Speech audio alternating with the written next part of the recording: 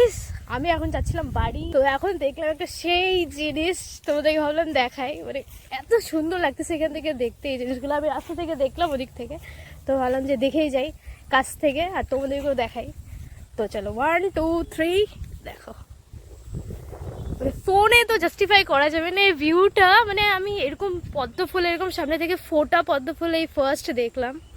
এখানে পুরোটা জুড়ে এই যে পদ্ম ফুলের বাগান পুকুরের পাশে, মানে হেভি লাগছে হেভি। দেখো তোমরা গাইস, আমি এরকম সত্যি দেখিনি।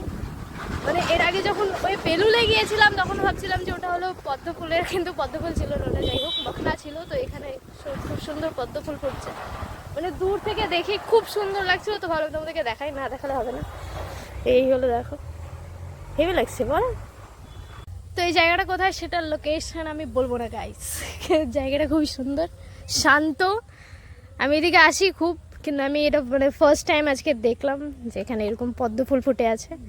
যাই হোক এটা হয়তো কারো পার্সোনাল জায়গা হতে পারে, তো সেই জন্য আমি লোকেশনটা বলতে পারবো না, কিন্তু খুব সুন্দর।